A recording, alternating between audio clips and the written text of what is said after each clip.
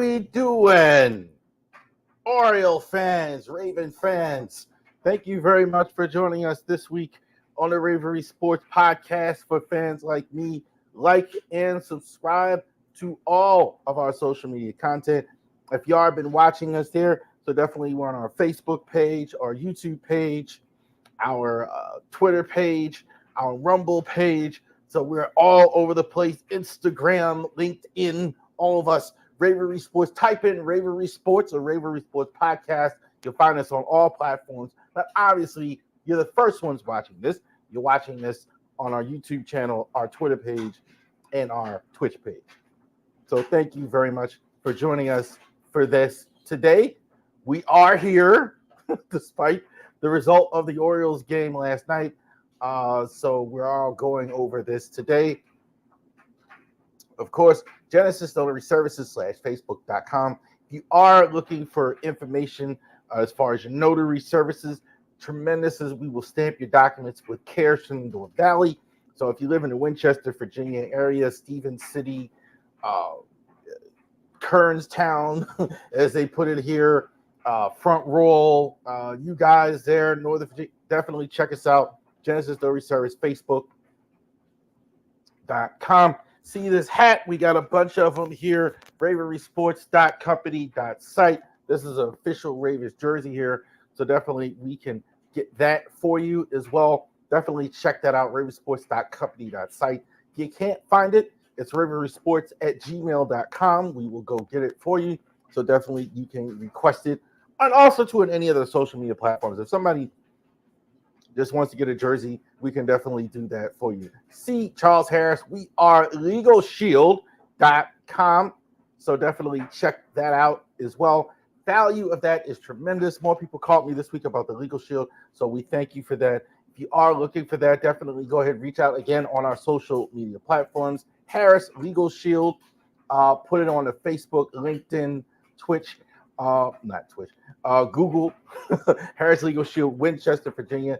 You're going to get great value for it if you definitely just get a will done. We have a great deal like senators for you to go ahead and get a will if you want to get some. We have some free programs if you want to go ahead and get started with that as well.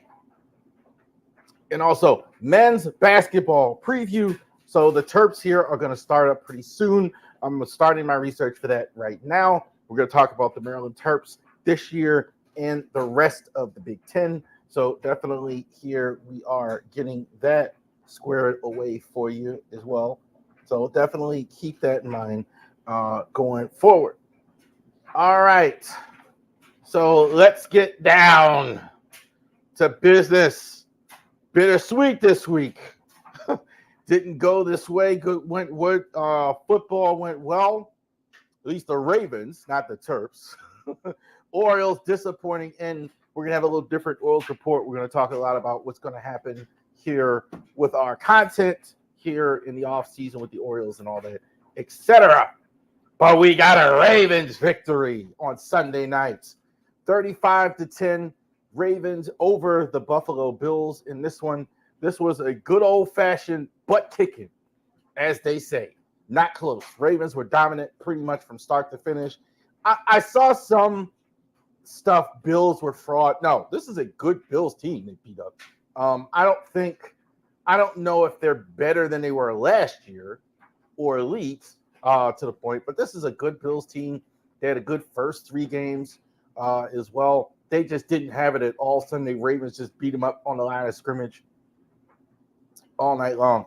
Josh Allen was having an MVP season before Sunday. I thought he was probably MVP. He's probably still in the consideration for it right now. Not horrible. 16 for 29, 180. He didn't do much. I didn't think. I think he ran the ball a little bit. When you're going against a Josh Allen, this is about as good as you're going to see. 16, 29, 180 yards. That's about what you're going to do against a Josh Allen. That's the best you're going to do as well. I think their receivers, I kind of warned everybody, hey, look, they're without Stephon Diggs there's a problem. Their receivers can't separate like that. They're going to have some issues. Ravens run defense was stout. James Cook 9 carries, 39 yards. You can't run the ball on the Ravens. Can't run on them. Can't run on them. They're the number one rush defense in the league by a good margin. I mean, they're like under 60 yards per game where teams are getting on them. That's a good back. He didn't get anything. Their run game was nothing. Even Josh Allen on their team, they didn't do much in the run game. Ravens were stopped. They were pushing the offensive line back. There was a couple injuries I think they had, but it was outstanding stuff by the Ravens on offense. Khalil Shakir, I think so far he's been their best receiver as well. He's not a Stephon Diggs. I mean, he's a pretty good number 2, number 3 receiver on a good team as well. He's been the number 1 receiver. Curtis Samuel has been disappointing, I think, for them. Keon Coleman has been still. He's a bit of a rookie, second round rookie, still kind of working his way in. So they didn't get a lot to Kincaid. The Ravens kind of took the middle of the field away as strategy, and it worked. They really couldn't respond much to that. Not a lot of pressure. Dorian Williams did have 12 tackles as well. So they play a lot of nickel. So he got a lot of. He did get some action. So he had 12 tackles. Not much to speak of on them for defense at all. Von Miller, who, by the way, he's got himself suspended for 4 games due to detrimental conduct off the field here. Didn't do much in the game either. I thought the Ravens actually held their own on defense, on the offensive line, as far as I get on the right side. Falele's still bad. but they figured it out. Hey, look, get Ricard over there on that side, get him some help, etc. They were good. Lamar, 13 of 18, 156, 2 TDs. Lamar's outstanding. I mean, we all know this. Ball barely hit the ground, 156, 2 touchdowns. I think the sky's the limit now with Lamar. I think they are getting now. I would say about the line, pocket did look better a lot. They did have McCary in for Voorhees in this game. Let's see if they leave him there. I don't know if they will, but let's see if they leave him there. The pocket did look better. I thought Lamar, this game more than any of the other games, had pockets to throw. I would say they are having a lot of big personnel to cover that issue up on the right side. But I think maybe that's starting to get better on the right side. Well, not the right side. I thought Rosa Garden was fine. Falele is still getting destroyed. But I think they're overall, I think the pockets and everything look better, more time to throw, but they're giving a lot of max protect for Lamar. This was the star of the show, the leading rusher in the NFL, Derrick Henry, 24 carries, 199, broke 1 for 80-plus yards at the beginning, longest rush in Ravens history at the start. Just outstanding stuff. I mean, the guy put Tyler Rapp in out of the game, trying to leg tackle this guy. He's terrific. No question about it. This was the first game where I said and I saw what the league feared when they signed Derrick Henry, because Derrick Henry's as good as he's been throughout his career in Tennessee. He's had okay quarterbacks. He had Will Levis last year. He had Tannehill for a lot of his tenure, etc. No disrespect to those guys, but they're not a Lamar Jackson. You cannot focus as much on a Derrick Henry. And now Lamar Jackson back there, you can't do it. That first run, you saw it right away. They went ahead, didn't know if this was going to Lamar. There was a lot of watching Lamar. By the time they realized that Henry's halfway up the field for 20 yards up the field. So Derrick Henry obviously was terrific in this game. Justice Hill was terrific too. I'm telling you, they signed him to an extension, 3 years. I think it was 2 years, $6 million. I think $3 million a year. Money well spent. I think this is the best I can remember Justice Hill. I put this on Twitter and Facebook, and somebody was like, "Well, he was good last year." I think he's even better now. I'm saying that also too, not just the catching out of the backfield and the running the ball. He's always had for that. But what he's also doing this year now is he is blocking big time. So I think that's a factor. Problems with protection, et cetera, et cetera. Max protect, you could put Justice Hill in. He's doing great. 6 carries, 6 receptions, 78 yards, 1 TD. He's been terrific. So receiving core still not getting a lot, but he was the leading receiver. I definitely put him there. Justice Hill, 1 TD. Kyle Van Noy, you got to love Kyle Van Noy. Kyle Van Noy is having a terrific season. If you guys saw him blow up that outside run by Josh Allen in the game Sunday, he was fantastic. The thing I like about him better than Jadeveon Clowney playing more is Jadeveon used to drive me crazy. As much as people like Jadeveon Clowney last year at outside linebacker, Jadeveon was a freakish athlete, tremendous physique and all that other fun stuff. But this guy plays football, sets the edge all the time. That's why he blew that play up on Allen and stuff like that. They're getting a lot of push inside. Matabuke and Travis Jones are really destroying the game inside, and it's just making it easy for Van Noy just to gobble it up on the outside. Also, too great in the run game, great all around. So shout out to Kyle Van Noy, outstanding season he's having. So this wasn't even close here. 38, 35-10, Ravens all over the Bills. I definitely think this kind of rights the ship. Now, again, you're still 2-2.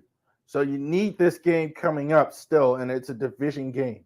So it matters. So let's see how the Ravens do in this one against the Cincinnati Bengals. Bill Belichick said it on the Cincinnati. Belichick was always ducking. He was just a total jerk in press conferences forever in New England. Like he didn't answer no questions, wasted everybody's time. And so somebody asked him in the press conference about something else on the Cincinnati. We're talking about anyway. All right, so what are you going to see in this game? Healthy Lamar Jackson. By the way, the report today looked good. I mean, as far as for week 5 injury report, Arthur Millette came back. A couple guys, they didn't look bad. I mean, a couple guys were limited today, but for Wednesday practice, it looked kind of light, considering the way it usually looks in the NFL a lot of times, especially the Ravens in more recent years. So 858 yards, 5 TDs, 1 interception for Lamar. I think that's his season been. I think for once now, no longer the leading rusher, right? So he's got Derrick Henry as the leading rusher. Not only is Derrick is the leading rusher in the entire NFL, almost at 500 yards in 4 games, 80 carries, 480 yards, 5 TDs. Derrick Henry's been a monster. We know this. I think give the ball to Henry 20 times, 20 carries a game. You don't need to give it to him 30 times. But make sure he's constantly – they're kind of figuring that out. Now, again, they were ahead in the last 2 games, so that helps. But none of that in-out stuff, kind of feeding the beast, letting him do his thing. That's what you do. I think it is, though, at the expense of the receivers. They're running a lot of big packages. The leading receiver is Zay Flowers, 17 carries, 17 receptions, 158, 1 TD. Zay Flowers looks like for him, he's being used as decoy a lot. So they're running. I saw a lot of stuff they were doing with Henry and Justice Hill and stuff like that. And Zay Flowers was running motion around there. So he was doing that a lot. Also, to Bateman, I see a lot of him on 9 route. So they're just sending him deep like all the time when it breaks down. Interesting to see. Andrews doesn't look right to me. And I keep saying that. I'm not saying get rid of him or anything like that. I've seen some get rid of him, and I'm not going that far, but he does not look right. Doesn't look right. Now, to his credit, and talking about Andrews, I don't think it's just that. I think also, too, the max protect stuff they're doing a lot. They're using him more as a blocker, so I think that's part of it, too.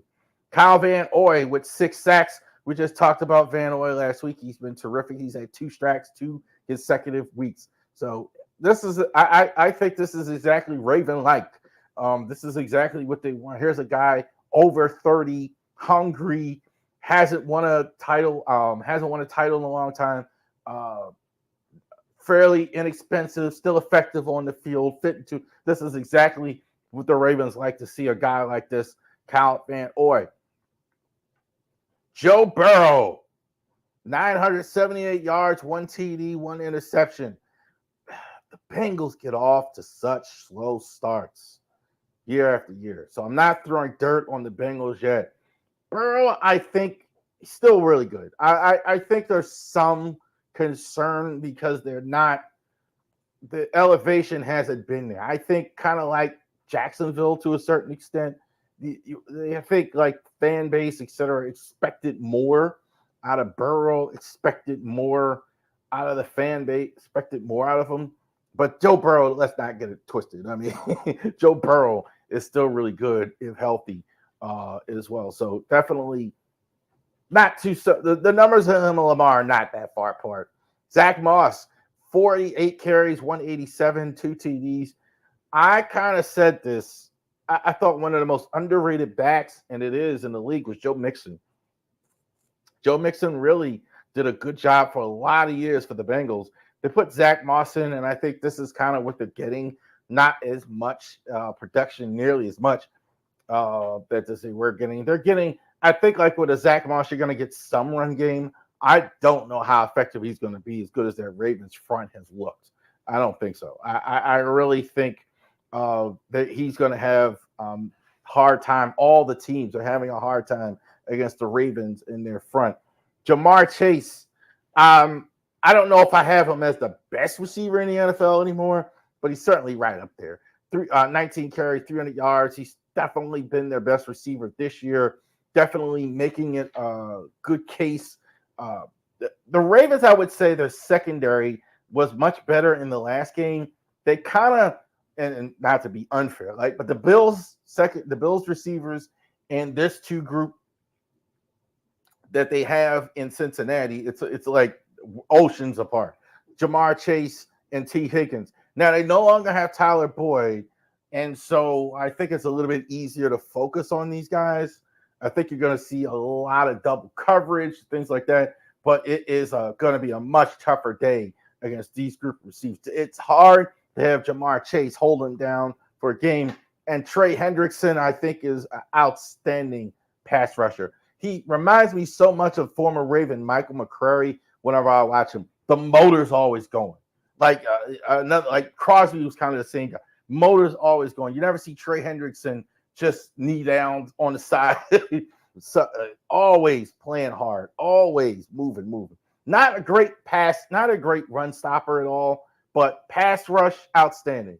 Definitely had to protect that Falele problem over there. And with Trey Hendrickson, keep your eye on him as well. But again, not as much overall pass rush run defenses kind of struggled a little bit in Cincinnati overall this year, especially their back end having problems again.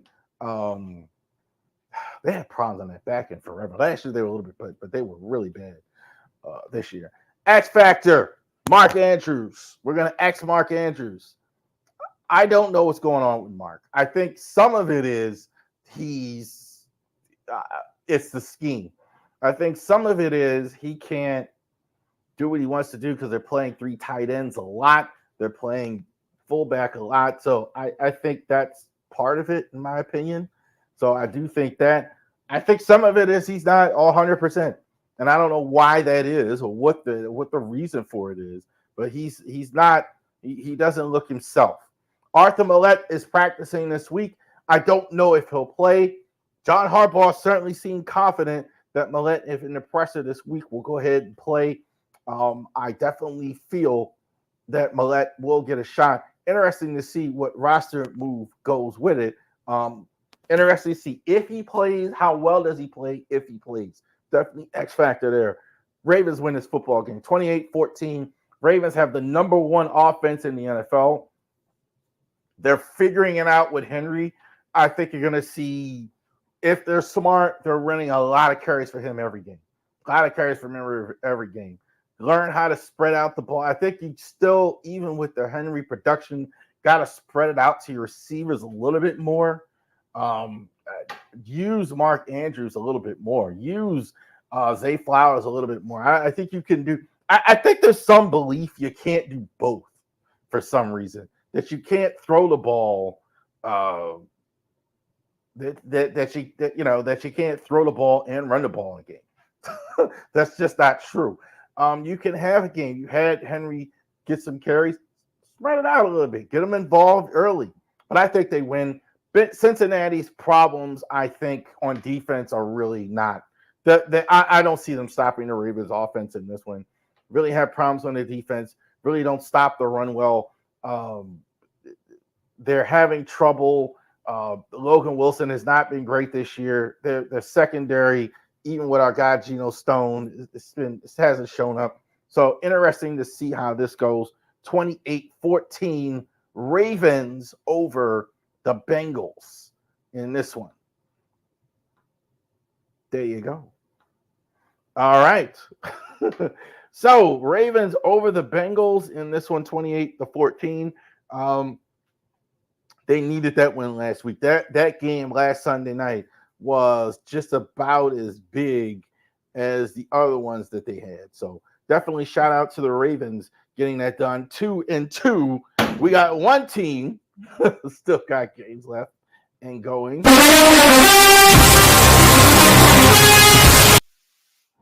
All right.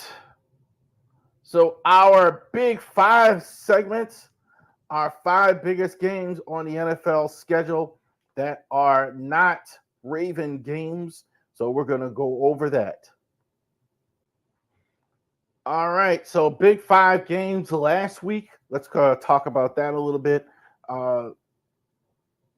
Saints and the Falcons. I think the Falcons are pretty good. I think the Falcons, that's about where they live. They're pretty good. I think they might be good enough to win that division. They got 2 good teams in that division. I think definitely Tampa's good, but the Falcons are pretty good. I think definitely Bijan Robinson is definitely coming into his own. I definitely think that Falcons are pretty good. Packers, I think, did lose to Minnesota. Minnesota, I think Minnesota's pretty good. I think some people don't want to believe because the quarterback is Sam Darnold, frankly. I think the defense is much, much better than expected. I think there's some guys on that defense that are really playing well right now. So definitely shout out to Minnesota's defense, I think, doing better than anybody thought. That's a tough win to go into Lambeau and win. I'm kind of buying Minnesota. Put some respect on the name of the Bucks.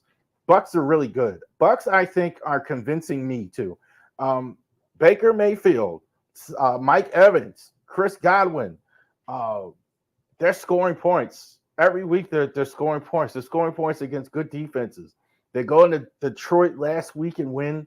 That was impressive. They go ahead and handle Philly at home. I think they could be creeping into that category, one of that top 4 category for one of the better teams in the NFC. So absolutely with them. Chefs and the Chargers. Chefs are winning games despite of all their injuries. As good as the Chefs have been, they are losing players. They may not have Rashid Rice all season. They already lost Marquise Brown. They've already made a change at left tackle. They're still winning. They're still finding a way to win. I think the defense lost some guys in the offseason. So, but it's not a super impressive 4-0, but it's still 4-0. So that's good as well for them. And I think the Seahawks and the Lions wasn't anything like I thought. I thought the Seahawks were that was all offense. The Lions, I think, like, I'm more impressed though still. They're kind of winning. They kind of can win several different ways. It's not just that's a mark of a really, really good team. That, you know, if you can win a game 6-5 and then you can win one 60-50, that's the mark of a really good team. So interesting to see. This week, they're going to start here as well. The Vikings are going to play the Jets here as well. Jets, will they have Devontae Adams on the field with them? A lot of rumors about Devontae actually getting traded. Certainly the Jets, I think, would be his choice because this is his guy, Aaron Rodgers. Makes a lot of sense to me. But that's just a rumor. We don't know that. Jets, I think this is really big for them. They've done a lot this season. They did a lot to get Aaron They've done a lot. The offense has still not looked particularly good. I would have liked to have seen Aaron work harder in the offseason with it. I don't know if he did. I think he's still kind of feeling his way a little bit.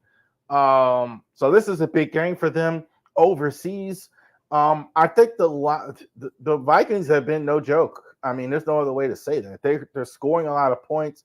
Defense has been much better. Harrison Smith's been there for like a long time. They lost a lot of guys, and these young guys they have are really playing well. So I think the sense of urgency will be the Jets. I don't think less of the Vikings, but I do think the Jets are going to play with a more urgency in this one, and I think they're going to score more points in this one. This is, I think, a real test for them. So I'm going to surprise some people and take the Jets here. Bills and the Texans rather. Easy for me to say. Houston Texans. Buffalo, I think, lost last week. Obviously, I mean the Ravens really took it to them. The Texans, I think,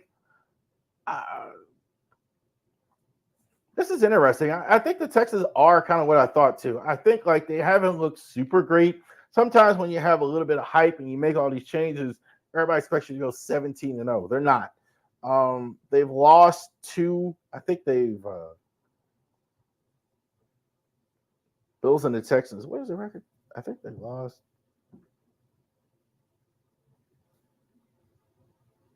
I think they've lost a couple games already. I think they've lost. Oh, 3-1. They're 3-1. So I'm sorry. So they lost a one game already. So the Texans, I think, are so this is 2 teams, 3-1. The Bills and the Texans. I think I actually like the Texans here in this one. I'm not saying I think the Bills are going to have problems against teams like the Ravens and Texans that can put points on the board. I think they really are at times. They don't have the thunder that they once had.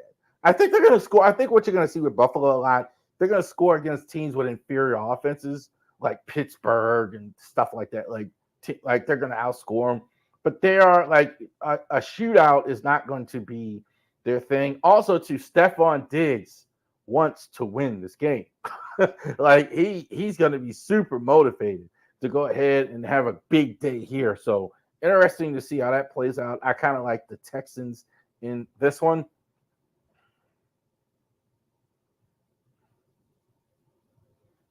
Packers and the Rams in this one here. Packers, I think, are.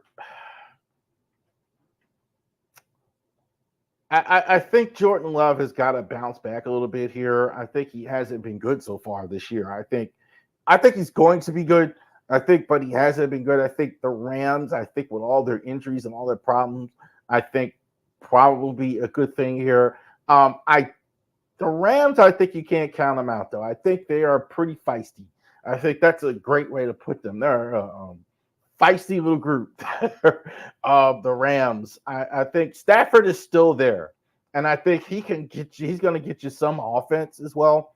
So I think he's a feisty little guy there. Just rather say feisty again. I like Pack in this one as well. Here comes some ugly football. Ugly. UGLY. He said it. UGLY. You ain't got no alibi. You ugly. These two teams, this is not going to be Kurt Warner's greatest show on turf against Bill Walsh. This is going to be low scoring, ugly, both sides. The Cowboys can throw the football, no question about it. I don't think they got CeeDee Lamb and Prescott, and that's about the extent of it. It's not getting them points. It's kind of getting them in field goal range and then kicking field goals on offense. Absolutely no run game in this one. I don't see him running the ball at all. The Steelers, I think this might be one of the better defenses in the NFL. I think they were number one up until a week ago. I think they slipped down to like 3. Their defense is fantastic. Watt is outstanding. Hayward has had a bit of a resurgence here. I think their secondary has gotten better. They went ahead out, and Fitzpatrick has been great as always. So they're fine on Defense, I think, like, to be excited about their offense, you just can't do it. Pickens, I like. Fields, I don't like him as much. He has too many negative plays. They should win at home, though. I don't think they're gonna. I don't think you're gonna need a lot of points in this one. So I think Squealers should win. Despite how it's looked, they could be 4-1. This could be a big win for them as well. One more. Saints and the Chefs. Chefs, we talked about it. They're 4-0. It hasn't looked pretty. I think they're going to get another one like that against the Saints. The Saints offensively really exploded the first few weeks, and it's kind of tailed off a little bit since then. So they really scored a lot of points, and now after that, they've kind of tailed off a bit on offense. This is kind of the living with Derek Carr as your quarterback. Carr, the first few weeks, he had like all these points, and then the last two, I mean, it's really went down a whole lot. Defensively, I think this team has a lot of problems. I mean, their offensive line, McCoy's out, Ramchick's out. Defensively, they still have some good players. I think Cam Jordan's still a good player on defense, but I don't think you go into Kansas City and win. I would say Chefs have issues, like losing Rashid Rice, losing Marquise Brown, got some guys missing on offense. They gotta. The injuries are starting to pile up. Kelsey not off to a great start here. We'll see. I still think they win. Still think they win here. There you go. All right. Big five biggest games on the season that are not Raven games. So definitely check out our larger NFL content and all the games. All right. One more football segment. Maryland didn't look good at all on last Saturday going against the Indiana Hoosiers. I kind of wasn't shocked the way Indiana looked. Curtis Warwick really was carving up the defense really good for the Terps. Terps on offense. They did. The offense isn't the problem. I think the defense kind of, I kind of said this last year about the defense. It kind of lacks aggression, which you don't want to have on defense. But they kind of just they're so vanilla. They hardly ever rush the passer. They hardly ever do a lot of these things. They kind of stay back a lot. And then when you have teams like this, when you have a quarterback like this, it made it too easy for them to carve it up. They look faster as well. I think they have a speed problem as well. I thought the speed of Indiana really did them in this game. So the Hoosiers now go to 5-0 as well. So shout out to the Hoosiers. Now that's a rare thing where Indiana football has been that good. No Terps game on this week. The next game they're going to be coming to you is going to be next week as well. So they're going to have this weekend off. And next week when we get back, we're going to talk about when they're going to play Northwestern on a Fox Friday night game as well. So shout out to the Terps, hopefully getting it done against Northwestern. So lost some legends this week. I'm going to talk about a couple things here. Pete Rose, the all-time leader in hits in Major League Baseball, passed away at the age of 83. I got to tell you, you like sports sometimes, and it's easy. I obviously have a whole business here with Ravens and Orioles fandom, and I love the Ravens, love the Orioles, absolutely. Pete Rose, I think is interesting for me. I think one of the reasons I love the game of baseball, when I was a little kid, there used to be a show called The Baseball Bunch, right? It's just a little half hour where little kids were playing Little League Baseball, and they were taught by Johnny Bench. Johnny Bench was a great player for the Reds. And I always had affinity for the Big Red Machine, even though it kind of predated me. But Pete Rose and Joe Morgan and those guys and all that. So I really had affinity for them, even though I've always been an Orioles fan. Those guys, especially as a kid, introducing me to baseball, those guys were really prominent in the early 80s. And so I'm really thankful for that group there. Pete Rose, I think, was greatest hitter in baseball history. I'm kind of the steroid era guys. They should be in the Hall of Fame. I think a lot of them. I think like it's so much made out of the steroid guys. Well, they cheat. Well, there wasn't a rule about it. That's a whole nother thing. But I think Pete Rose, I understand why he's not in the Hall of Fame. I absolutely do. I was shocked to see the Baseball Hall of Fame on Twitter honor Pete Rose. Are you kidding? That's crazy. But I will say this. Whatever he did, he was an awesome hitter. So Pete Rose, shout out to you, man. Rest in power. I think as far as bat to ball, I don't think there was ever a better hitter than Pete Rose ever. So shout out to him. Dikembe Mutombo passed away on the same day. Dikembe Mutombo, I think I didn't watch Bill Russell as far as when they were actually playing. I didn't watch Wilt Chamberlain. In my lifetime, the shot blocker was Dikembe Mutombo, blocking shots. I don't think there was anybody better. A shot blocker, the great shot blocker like Dikembe, changes the game, changes the shots. You're not going in there and shoot on Dikembe Mutombo. You're going to shoot that footer. You're going to shoot that fadeaway. You're going to shoot from a distance, or you're going to go around. You're going to do something else. He changed the game because of his shot blocking ability. So that's what I remember about Dikembe Mutombo. Great college player too.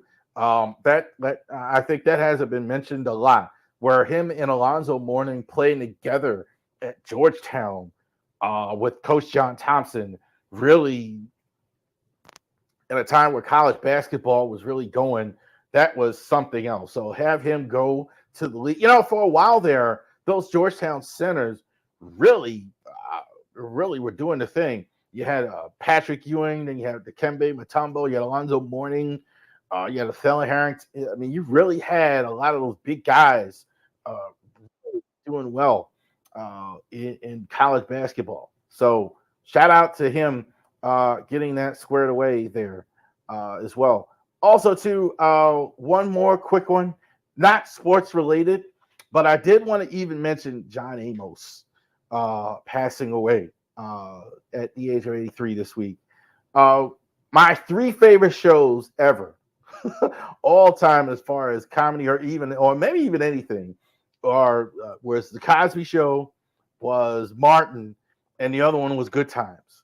I could tell you every episode, every line, everything, every joke, every character, every guest on those 3 shows. I love watching those 3 shows. And John Amos, I think, was that was one of the most courageous characters, I think, of all time.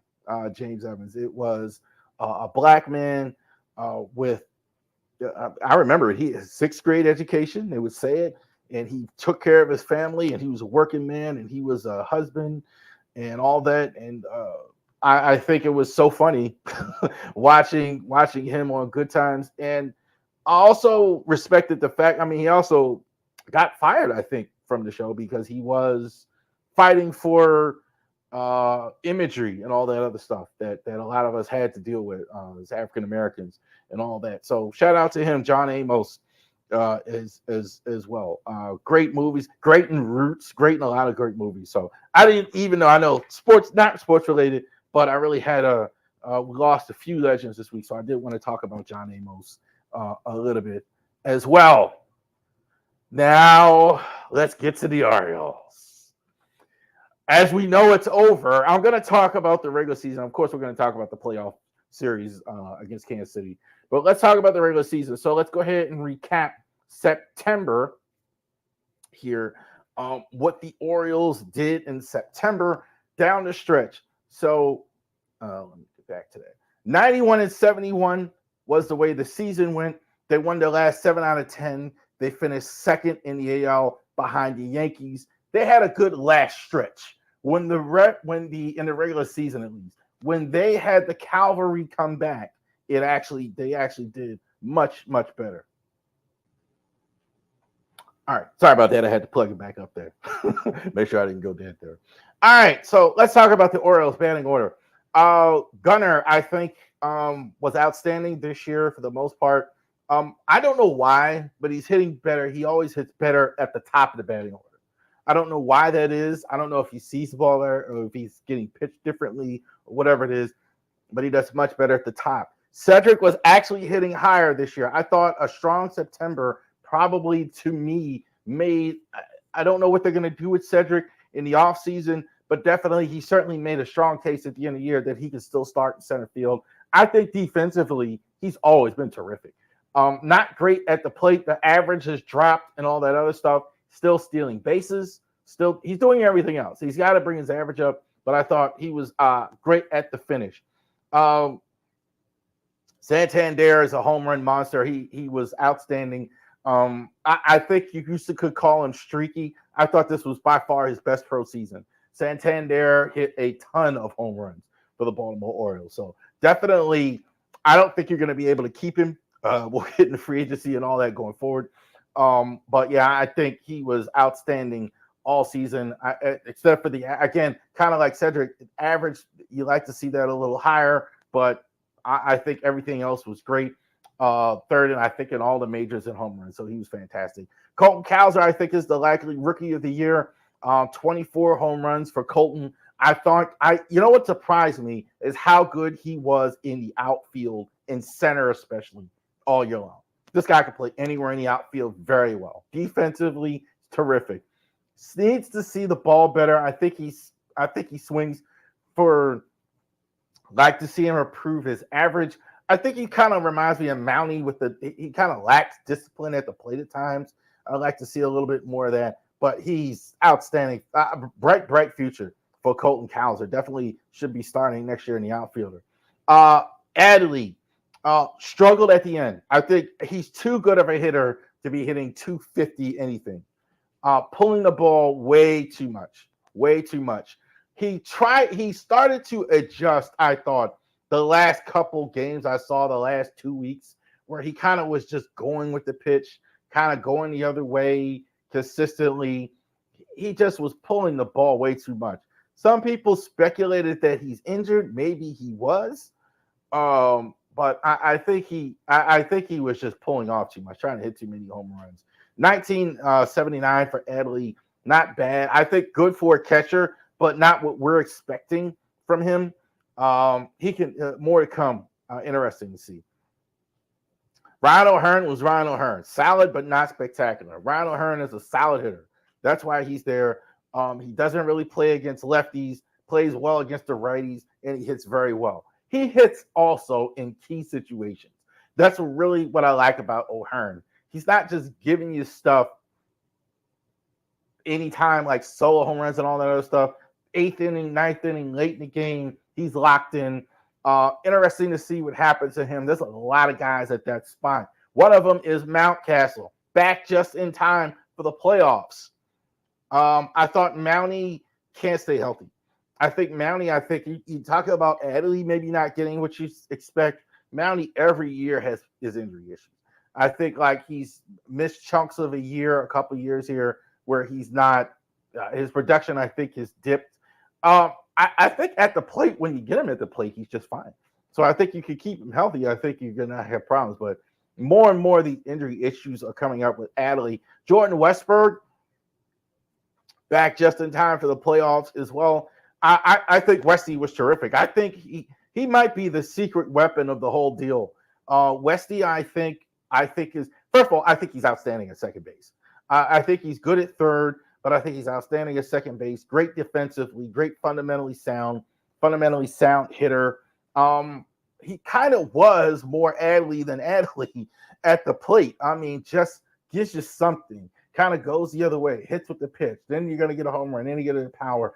It's a shame that he missed so many games. Another one, can he stay healthy for a whole year? Can he give you 162 games? And Ramon Urias wound up as the starting third baseman, I thought, over Jackson Holliday. I think that was probably the right thing. I don't think they had any confidence in Holliday at all. I think Urias did just fine as playing every day. Some guys just I think Brandon Hyde tries to turn everybody in a weird way into Ryan O'Hearn. Some guys can play every day or just play on one side or play different, do something different every day. Some guys need to play. Urias needs to play. Urias playing every day, he did just fine. Just fine. Not off the bench. He didn't. But he was playing every day. He just fine. Corbin Burns. Fantastic. Fantastic. If we never see him again in an Oriole uniform, I'm giving him a standing ovation. That was fantastic. Corbin Burns, 15-9, 2.92 ERA. Fantastic. Fantastic in the playoff game. Fantastic all year. Quality starts. I think he was like second or third in all MLB in quality starts. August was somewhat subpar. That was it. He was terrific all the rest of the season. Shout out. Can't say enough about how good Burns was. Zach Eflin was an outstanding pickup. Outstanding. A lot of the trade pickups didn't do as well. Zach Eflin definitely did. That was a steal. That was a guy you didn't give up a whole lot. 10-9, 3.59 ERA. All he did was win games when he got here.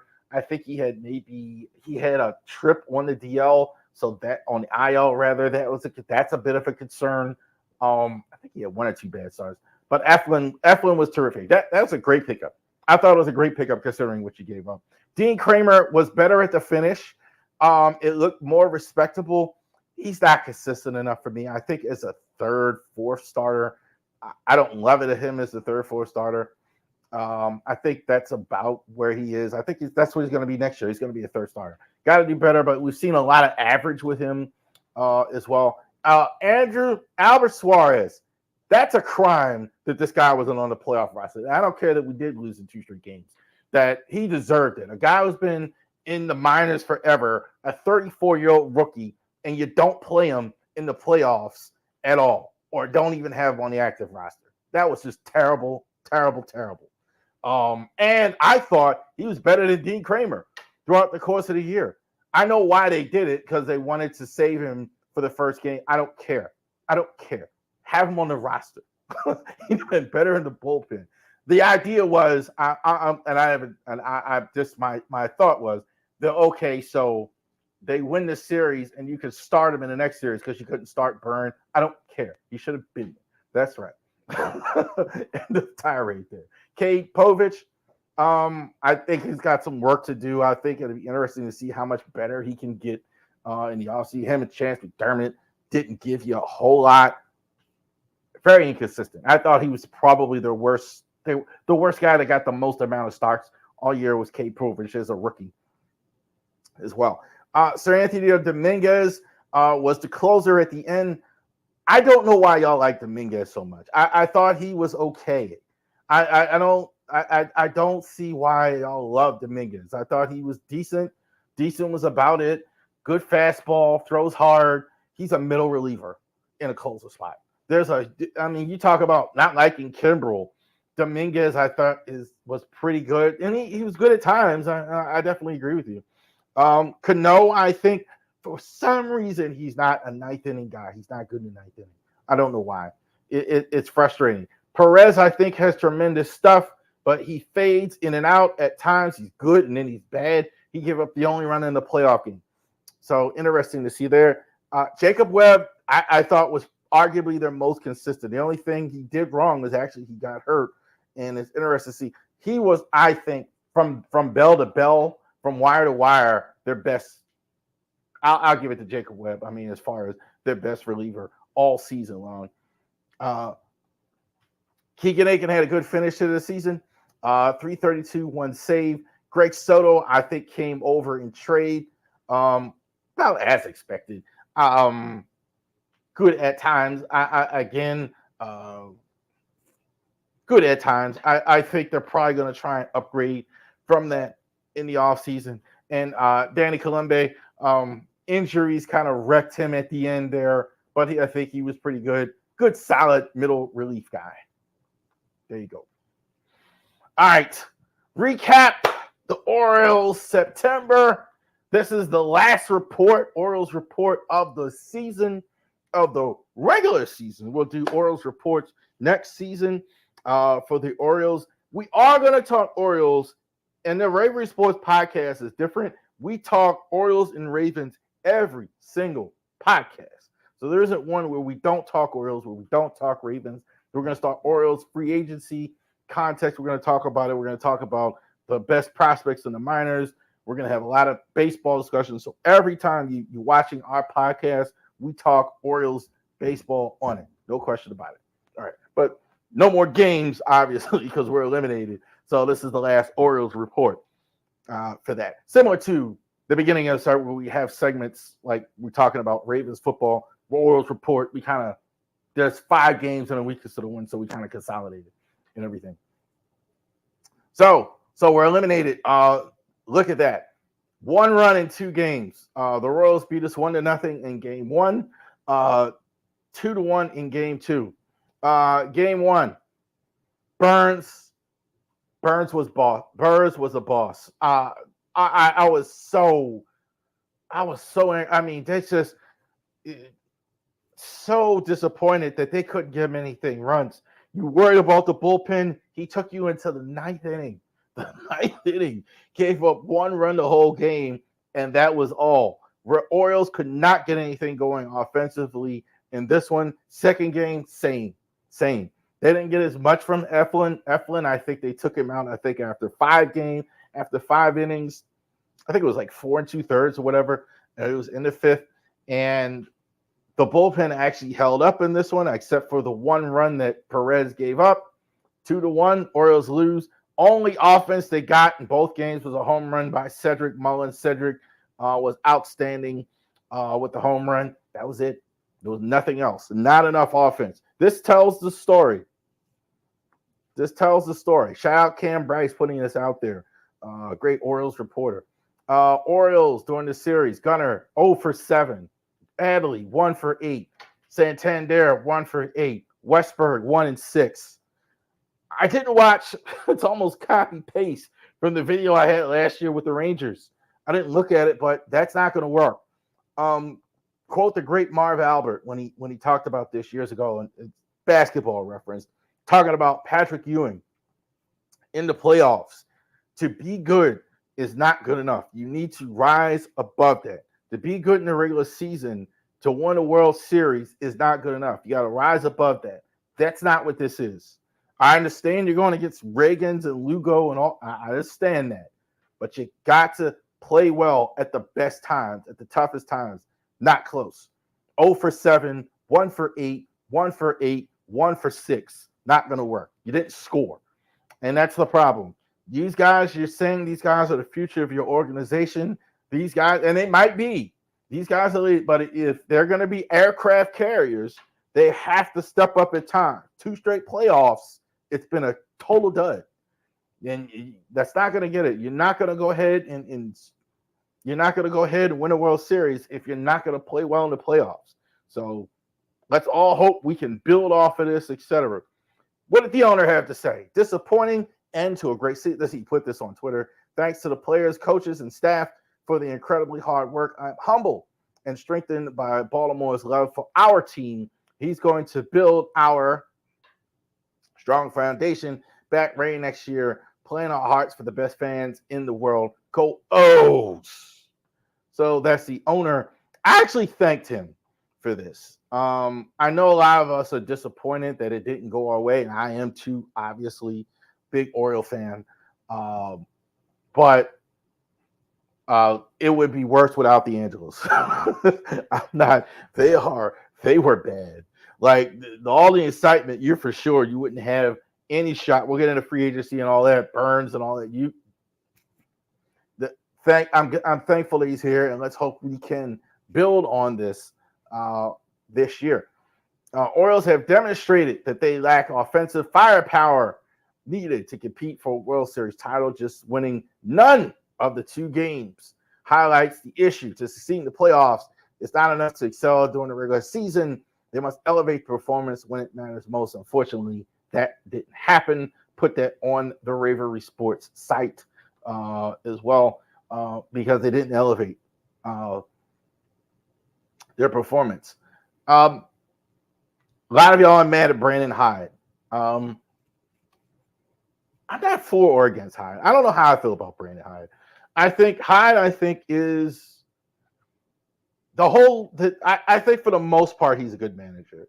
The whole lefty righty thing with him drives me up a wall. I think he goes way too crazy with that. Having guys platoon, having guys take in and out. I think this is kind of the way managers, business coaches kind of do things nowadays. They kind of, but I think that I think he does overdo it with his players. And certainly the team didn't hit at the end. I mean, that just was insane. How do you go from being one of the better offenses in the entire American League and all of baseball? How do you lead MLB in home runs and you can't score at all in the playoffs? You can't score at all for weeks. Unbelievable. That is the fly in the ointment as far as that goes. Do I think Brandon Hyde will get fired? No, I don't. I think he'll be back. I don't think they're firing him yet. I think some fans are just upset, of course. That's always the knee-jerk reaction. Let's fire the manager. Let's get rid of him. When you have that, I understand that, but I don't think they're firing him at all. I do think hitting coaches might be in some trouble. There might be some coaching staff changes. That offense, unacceptable. And down the stretch, you have too much. You have too many guys that are strong guys to be hitting like that. Other things that are going to happen in the offseason. I'm looking at this logjam at. I'm gonna get to Burns in a second. The obvious. I'm looking at the logjam at first. You got Ronald Hearn. You got Ryan Mountcastle. I think they may be ready to give up on Kobe Mayo at third base. Interesting to see if he plays at first. Interesting to see what happens there. They got a couple bodies there, so they may have to make some decisions. How do they feel right now about Jackson Holiday? Didn't play at all in the playoffs. Interesting to see how that goes in the offseason. Gunnar at short. I think he wants to play short. I think he led the league in errors. He was one of the league leaders in errors at short. Arias, it's an odd mix. And I think I'd like to see adjustments made as well. Santander, I don't think they're going to keep him. We'll talk about that, but I don't think they're gonna. I don't think this will be inexpensive either. I think this is going to cost a lot of money. Burns, I definitely don't think they're going to keep him, and I don't think they would. I don't think they don't want to keep Burns. But I mean, if you think Burns is going to command $40 million, he's a better free agent than anybody of the free agents last year. No question about it. Better resume. So if you're not going to pony up $200 million, but I would say with the new owner, it's not out of the pale, not completely. So interesting to see how this offseason goes. We're going to talk Orioles all offseason long. We're going to talk free agency and all that stuff. So we're happy to go ahead and join us on the Rivalry Sports Podcast. Thank you for joining us this week on the Rivalry Sports Podcast. We will see you Sunday after the Ravens game with our instant reaction to that. We'll go ahead and go over that with all you guys. Thank you, and y'all have a great rest of your day.